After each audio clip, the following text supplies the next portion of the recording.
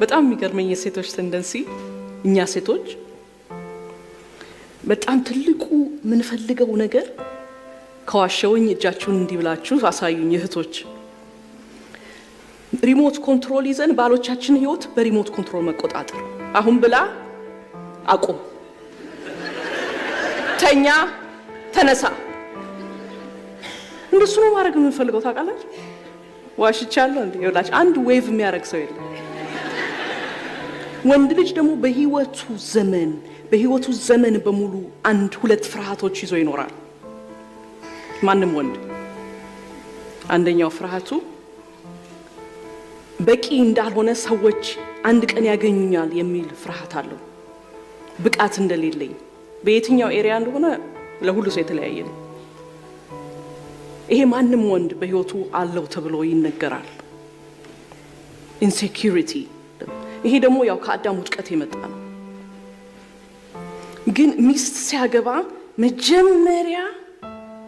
የሚንከባከበው የሚፈራው ያንን የማይችልበት ኢንኮምፒተንት የሆነበት ማንንም በሁሉ ነገር ኮምፒተንት የሆነ የለም ማንንም ሰው 10 ኮምፒተንሲ ቢኖረው ሌላ 10 ኢንኮምፒተንት የሆነበት ነገር አለ ስለዚህ ሚስቱ ያንን ቀስ ያለች ማየት ትጀምራለች መንፈሳዊ ሚስት እሱን ማየት ስትጀምር ዋው this is my ministry ነው የኔ ጌታ እያለች የምትደግፈው ስፍራ ይሆናል የበረታው ቦታማ ምን ታደርጋለች ምንም አታረግ ባሏ ብርቱ የሆነበት ቦታ ላይ እርዳታ አይፈልግም ምንም አያስፈልገው ኢንኮምፒተንት የሆነበት ቦታ ላይ ግን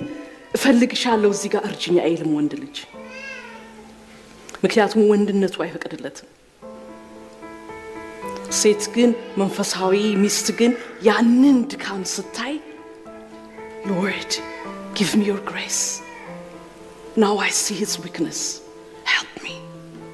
to help him ምክንያቱም ተስማሚ ረዳት እንድትሆንለት ስለተባለ ተስማሚ ረዳትነቷ እዛው ውስጥ መግባቷ ነው የኔና የናንተ ጥፋት ግን ሚስቶች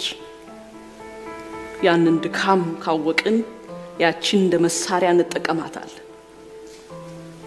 እሱ ብዙ ጊዜ ዲቮርስ ያመጣል ምክንያቱም በጣም ዊክ ቦታው ነው